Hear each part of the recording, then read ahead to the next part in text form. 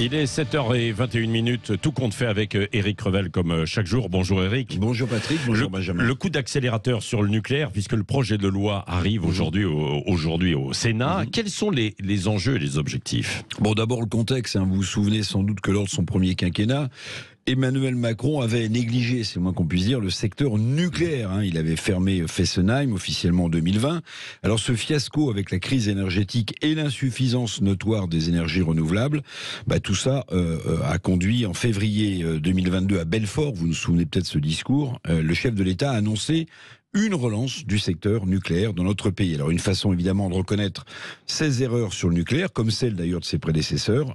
L'objectif de cette loi est simple, il s'agit de relancer la construction en allégeant les procédures administratives, on n'en est qu'aux prémices, la construction de 6 générateurs de nouvelle génération plus 8 chantiers.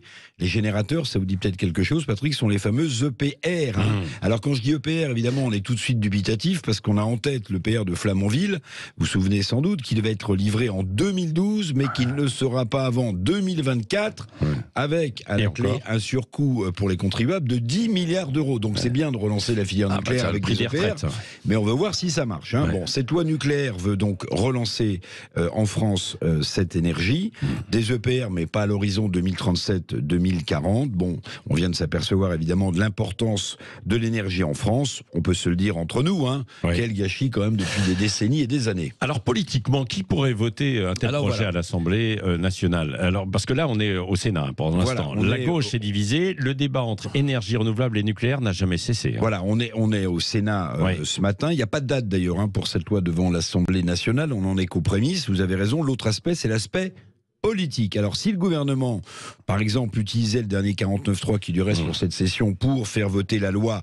sur l'immigration, il aura besoin, le gouvernement, d'appui à l'Assemblée nationale pour faire voter cette loi sur le nucléaire. Alors, a priori, comme ça, les Républicains, les LR et le PCF, le Parti communiste français, historiquement pro-nucléaire avec la CGT, ces deux partis, avec quelques socialistes, pourraient voter cette loi. Mais attention, les LR vont faire monter la pression, parce qu'ils pourraient exiger, par exemple, vous vous souvenez que la fameuse mixité, le mix énergétique, 50% de nucléaire et le reste en énergie renouvelable, que ce concept qui a montré ses limites ne fasse pas partie de la loi. La loi, les LR pourraient l'exiger.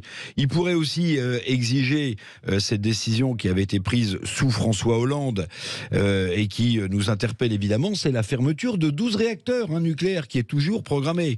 Donc créer des nouveaux générateurs, mais en continuant de ne pas fermer les réacteurs existants, ce serait quand même une bonne mesure.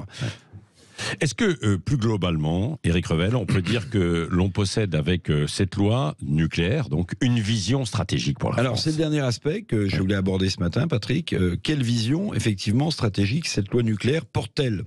Quel est le cap en matière d'énergie? Quelle place pour les énergies renouvelables? Alors j'ai été sympathique ce matin, j'ai dit qu'on n'en était qu'aux prémices. Mais quand même, le cap, la stratégie de l'énergie en France, c'est la vraie question. Bon, pour l'instant, on va se le dire aussi, on a l'impression que le gouvernement et Emmanuel Macron courent plutôt après le temps perdu et les erreurs commises et accumulées en matière d'énergie par lui et ses prédécesseurs. Une loi, à mon sens, que je qualifierais pour l'instant, une loi de circonstance, mais pas une loi qui porte une vision stratégique. Merci Éric.